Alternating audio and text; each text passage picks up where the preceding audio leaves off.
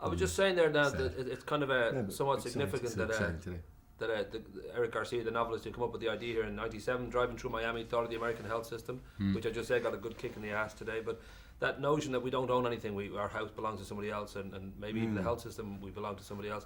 For you guys, I don't know whether that was part of the kick, that it sort of told a kind of interesting tale, or whether it was just the black comedy that got you, all that blood, all that jumping around with guns and having a bit of fun. Or for me, it was the comedic look, the satirical look at this bloody world. And I'd be lying if I said that the healthcare issues that became so prescient once we were in post-production led me. I could see those themes, but they weren't the primary themes that got me interested. In fact, the one that stood out to me is one that's slightly more generalised, which is this idea of a society, which I think we're in at the moment, or heading down that road of a society where it's sort of throw away. Like, you know, you can smoke what you want because you can change your lungs, you can eat what you want because you can drink what you want because you can change your liver, you know, you can get anything you want.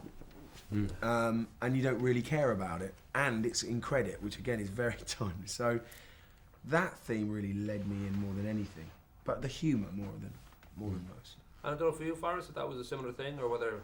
I think it was a little of both. I mean, I like the fact that the dark humor was there and stuff, so we could kind of explore these odd issues. It's funny because when I used to describe it, I would say, well, they take away body parts, and then I would go like really like to that intellectual part, you know, like right there, like it's about the healthcare system. No, but it really is. So it's a great combination. I think it's the best combination when you can sort of suck somebody into looking at an issue from a weird position, you know. And would you guys have a reference point, like, I mean, some of the reviews have mentioned Minority Report and different films like that. There's certainly the sort of Blade Runner look and certain things come into it, but I don't know whether for you there were definite kind of reference points that you wanted played a certain way, whether you thought, well, this is, you know, it's going to be, we're just going to be... A film we talked a lot about was Clockwork Orange, that had a kind of violence, but a sort of complacency to the violent themes, and a humour that was somewhere between kind of Python and... I suppose Kubrick. I mean, Kubrick had a lot of humour in his films, and that was a big reference point for us. Yeah. Maybe manga, that kind of manga-esque sort of comedic switch where the violence is almost turned up a notch, so it's just a bit more violent and a bit more gory than reality. I think Miguel, you know, the director, did reference Clockwork Orange in those films a lot. I mean, when we looked at that one scene, I remember he gave it to me where, what is the baseball bat in there? In the alleyway. Yeah. That was a reference point. Of course, in the movie itself, you do clip the little Monty Python meaning of life sketch where he comes to claim the liver back. So I think we all get that sort of reference back to old days, and that notion that films, you know, that have one life is box office, and one life is what people actually think when the dust settles. And this got a bit of a kicking from the critics. I think it's 20% on Rotten Tomatoes, 31% Metacritic.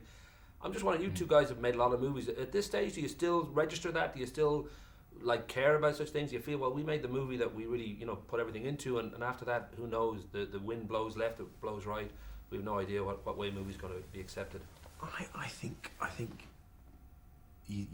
know. We live in a world where it's like a sports result, isn't it? Being in a film, and yet if you look back, films that's have had a kicking or have not fared very well financially have also survived. I mean, there are obviously many that haven't, and I think you've got to just look at whether it's the film you wanted to make, and that's the only serious agenda you can have. Otherwise, I think you get sort of, it can affect the opinion or the decisions you make in the future. You can start trying to second guess yourself and think, no, I want to be in something that will make all loads of money, or will. And I look at a lot of films that make tons of money, and I don't think they're very good, to be really honest with you. That's my own opinion. We'll go through a list together. And now. I look at a lot of films that critics like that I don't like. So, do you know what I mean? You got to go for what you believe in. I don't even know what Rotten Tomatoes means. What does that mean? Well, that's a collection of all the various different critics from reviews from the States. Same as Metacritic, right. They try to put together an average from. Oh, I see. Reviews, yeah, because I didn't look into, I didn't know those numbers until you just told me. So I can congratulate you for bringing us down. Well, I have some beers here, so we can. But the notion that you both produced, you produced Sky Captain and Sleuth, and you've directed and produced and done quite a lot of work with your Spirit Dance production company. So you kind of know that side of the business, and given that you're both names, I don't know whether that's quite easy then, or whether that's quite, it's always difficult to know. It's always difficult to say yes to something because of all that kind of, you know, all those people involved and all the expectations, and hopefully everyone makes money at the end of it and everyone's happy. And is it quite an easy gig, or do you still always get this nervousness about everything you step into? I think nervousness is good. I mean, by nervousness, I mean when you're working on a part and stuff, and you like feel a little fear. It makes kind of fuels you a little bit, makes you try to do it. Make sure you're not missing something. You know what I mean? Not the kind of fear that's an overwhelming fear. Those are the things that you're talking about. You're talking about the external world things like whether this critic feels this way, or this one goes to the theater in Taiwan or whatever. Just the notion of like I'm starting something new and you're not quite knowing. So then you know you're moving into something where you're growing. And that's the area I want to live in, a new area, something where I'm seeing something new for the first time. So absolutely. I got to wrap up. So 2 very quick questions. Forrest, you're half the man you used to be. You look amazing. I don't know whether you're doing the Peter Jackson diet, the Jane Fonda workout. I don't know what's going on. Is it a part or is it just a life thing? I changed my whole life thing. I've been doing it for like over a year now. Right. Just trying to live healthy. Got my kids. Trying to live happy. That's rock and roll. Looks great. Thanks. And Newswipe they had recently did a thing which is always very, very difficult. Everyone gets the Bono treatment once you step into a political arena. And Newswipe just during the week mentioned the fact that the 2008 trip and with what's his name, Jeremy Gilley from Peace One Day. That difficult thing, you went out there and you were sort of part of the hopefully getting some sort of message across to the media and to them. But I always think that it must be a difficult line for celebrities when you get involved in politics, because you're well, it's not a political organisation, right? But in a way, it's trying to help or try to create a situation where the politics might change, or the actual people at the power. I know what you mean. I know where you're coming from, and I'm very wary of that. But the thing that I feel very comfortable about with this organisation is 2 things. First of all, the organisation is led by a filmmaker, and I make films, and I got involved as a filmmaker, so every time I go on one of those trips, we're making a film, I'm shooting it, I help edit it, and I produce the film. So I don't just go along as a famous face to wave and say hello to the troops and the orphans and the victims of violence. I go along to document it and to make it, and that's my input, if you like, to the organisation.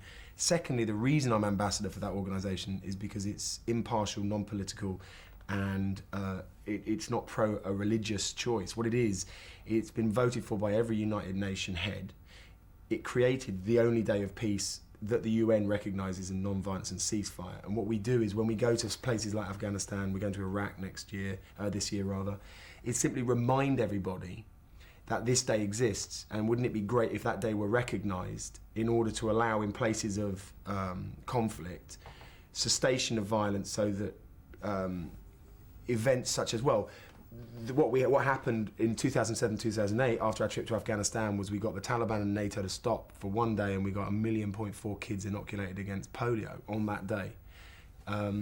So there's always a risk, but I think we're also at a bigger risk of being a society where people trying to do something half decent get put down because they're known for being a pop singer or known for being a musician or an actor, when actually what they're doing is trying to highlight some of the good being done around the world in really hard areas. And what a cynical society we're going to live in if that kind of goodness and that kind of hard work isn't looked at. I read an article recently by this journalist, I can't even remember her name, thank God, but she wrote a book, which of course she kept all the money for, in which she slagged off people like Angelina Jolie and Bono. Marina Hyde. I think it's a really good book, actually. Very funny. I don't think it's funny. I think she makes her money off writing an editorial every day about gossip, about famous people. She makes money off a book like that. Whereas in fact, those people, you talk to any charity, if they don't have people like Angie involved, they find it very hard to raise finances, very hard. So people like her are a really important element to the jigsaw of getting things done, and better than sitting around on your fat ass like writing bitter comments about these people. I mean, if she sent some of the money for that book to those organisations, I may have some respect for her. I'll talk to her. Rock and roll, guys. I know we're way over time.